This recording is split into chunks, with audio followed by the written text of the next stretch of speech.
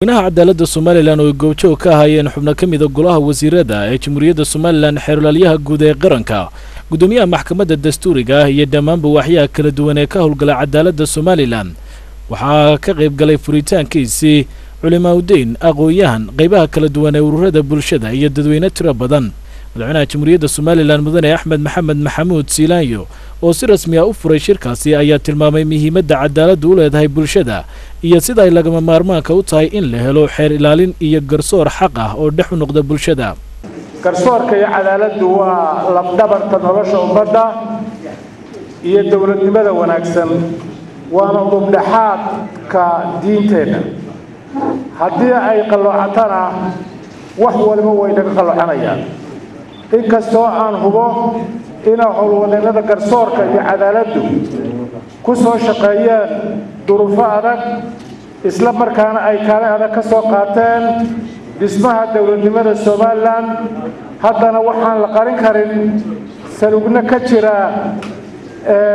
garsoorkeena oo gaarsiisan xaalad laga dabaqado madaxweynaha Jamhuuriyadda Soomaaliland mudane Axmed Siilaanyo waxa uu xusay sida loogu baahan yahay nidaam si cad u tilmaamaya ilaalinta iyo daryeelka cadaaladda oo dadweynuhuna ay gacan ku leeyihiin waxaanu iftiimiyay sababta keentay in uu ku baaqo shirweynahaasi mudanayaal iyo marwooyin anigoo maanka ku haya in cadaaladdu tahay waxa ugu mudan ee ummaddu naga sugayso wax ka qabashadeeda muddadii yarayd aan xilka haynay si aan xogagal ugu noqdo xaaladda dhabta ah ee garsoorka iyo cabashada dadweynaha waxaan kulamo kala duwan la yeeshay guddida cadaaladda qaranka iyo madaxda hay'adaha ku howlan garsoorka iyo cadaaladda waxaan ka dhageystay warbixino mug leh oo ay ka soo ururiyeen dalka oo dhan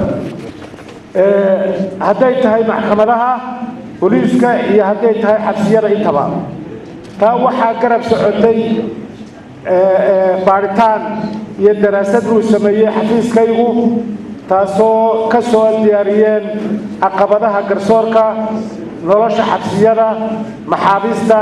iyo inta ugu nugul inay helaan cadaalad warbixintaas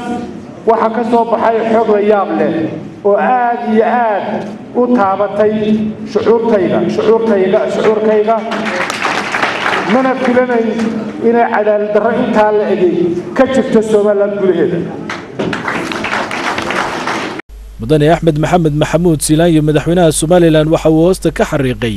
sida ay lama huraanka u tahay in isbedel muuqda lagu sameeyo cadaaladda Soomaaliland iyadoo la kaashanayo aqoonta iyo talada bulshada waxaana uu ku baaqay in loo gurmado cadaaladda isagoo kula dardaarmay ka qaybgalayaashu in ay darsaan meelaha garsoorka iyo cadaaladda dalku ay ka qaloocdo kana soo tala bixiyaan sidii loo toosin lahaa loona heli lahaa xal rasmi ah oo lagaga bogsado waxaana uu soo jeediyay hay'adaha Soomaaliland ka caawiya arrimaha garsoorku inay ku jiheeyaan kaalmada ay bixiyaan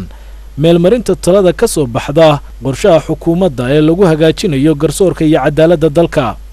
wasiirka hore ee wasaaradda cadaaladda Soomaaliland haatan ah wasiirka wasaaradda howlaha guud ee Jamhuuriyadda Soomaaliland